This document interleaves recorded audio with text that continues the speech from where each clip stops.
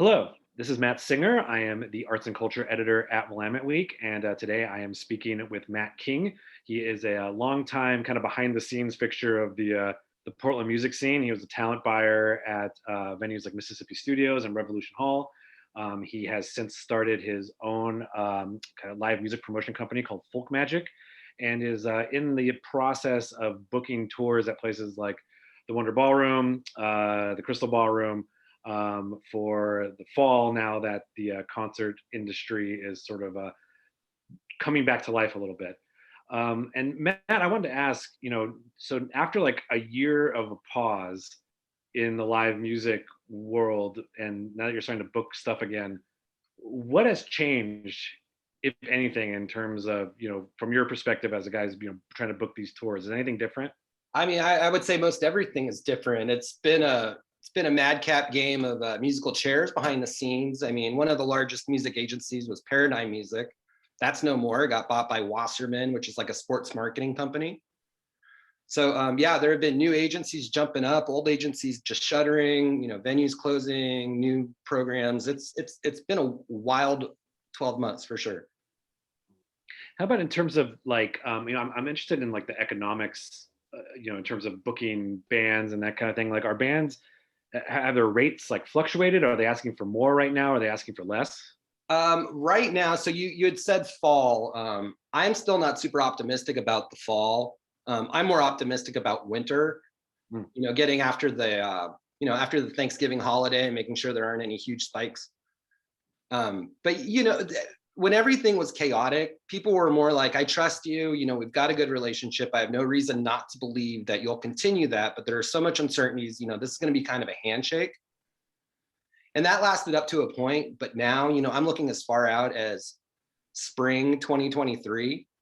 And, everyone with just what a difference an administration makes, because Biden has done a great job. And I'm not trying to be partisan here, but I've noticed a huge difference. I mean, just everyone in the industry is so much more positive now that, Biden's doing things and he's making vast improvements. Like you can see them, they're tangible.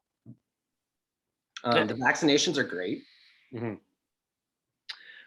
It's interesting. Yeah, you mentioned that you're looking further out than fall. More like the very end of 2021, beginning of 2022. But I have seen, like concerts and festivals are starting to kind of come back around like September. Right. It is what I'm seeing. And I was going to ask, if there's a little bit of finger crossing and wishful thinking there on the parts of both the bands and other people within the concert industry. You're not totally confident that things will be back to normal by then? I mean, for me, I wasn't. And at this point, that window is kind of closed for fall. I do have international artists that are playing these festivals like Treefort and Boise. Idaho is less restrictive than Oregon. So they're gung ho. They want to do it. They're going to go for it. And Idaho's a state, unlike Oregon, that is going to allow that a little more, I think. But yeah, I am getting hit up to try and find shows in September, for acts playing those festivals. And I don't want to mess with it. I think it's too early, and the agents are asking for significant money, and I'm just not sure Portland's going to be ready yet. Mhm. I'm wondering if you could bring concerts back, but there's like always gonna be that. I feel like that there's a psychological hurdle for the fans. It's among the most intimate kind of things that you can do in public with a bunch of strangers, and which is Right. I think a lot of people assume that the concert industry was going to be like the last thing that comes back from this. Do you anticipate that being a factor as well, of people just even after all the vaccinations just being a little bit wary of being shoulder to shoulder in a room with people? Yeah, absolutely. I mean, some people aren't going to care, and a lot of people are going to care. So, it's still it's a moving target as to when things are going to open and when people are going to be feeling good about being in big crowds again. How do, yeah. I don't know what the future holds. For instance, with like vaccine passports, I don't know if anyone's going to actually try and enforce that. As someone who is getting vaccinated, I do believe in science, and I want as many people to get vaccinated so we can get back to normal as soon as possible. Mhm. How does this all affect the festival circuit, which is almost like it's almost separate from the just general touring circuit as well? I've seen, obviously so many festivals have, re-announce, or they're kind of unthawing their lineups that were frozen in 2020. And it seemed like before everything kind of shut down, we were obviously at sort of a, the bubble was bursting, it felt like, on the Oh, festival world. yeah. Does Festivals were this struggling in general.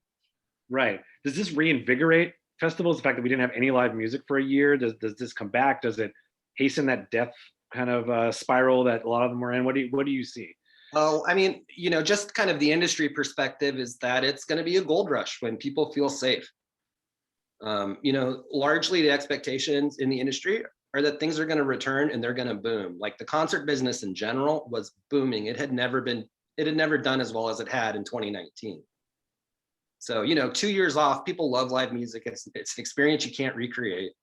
There's just something, really magical, like, not to be corny about it, but I mean, as someone who loves live music, you just cannot replace that. I'm not a big fan of the live streams that people have been doing. I want to be in the venue, surrounded by people, like having a good time and just vibing off of each other on something they love. When this pandemic started, I think there was obviously a lot of fear that, particularly in Portland, that there was going to be this kind of venue apocalypse. That we would lose, like, all a lot of venues in the same way that we lost bars and restaurants. But I can't recall. I think at this point, at least so far, we're obviously not completely out of the woods yet. But I don't think any major venues in town have shuttered permanently. Do you have any insight on why that might be, or why that is? Well, I don't want to, we might have to edit this part. I want to choose my words carefully. Yeah.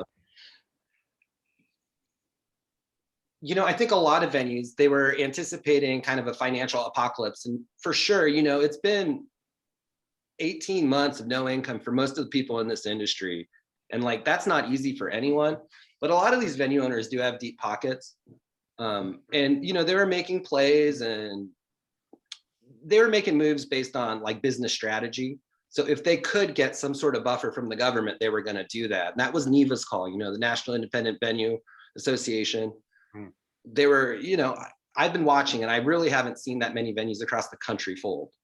Like the only one that really like resonates with me, and I apologize if I leave anything out, but Boot and Saddle in Philadelphia was always a great room. And, they closed at the beginning of the pandemic. They just knew they weren't going to make it through. Mm-hmm. But that's the only one that, for me and my personal taste and, the places that book the kind of shows that I want to book, like that's the only big one nationally that, really resonates and, sticks with me as a closure. Right. Yeah. It's just interesting that, they were sort of able to, as an industry, maybe keep their heads above water a little bit more than like, restaurants and bars where it was just like, like a clear cutting of, a lot of the, particularly right. In Portland, a lot of the big names are just on.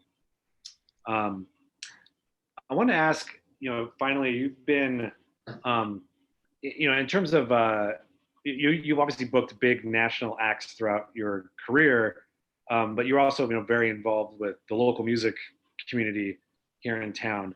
What do you feel like is, as a concert, booker, what is your responsibility to like the local music community in Portland, and kind of trying to reinvigorate it after this, a long year of just complete silence? Do you feel like any like sort of like added responsibility to sort of help out the people on the local level?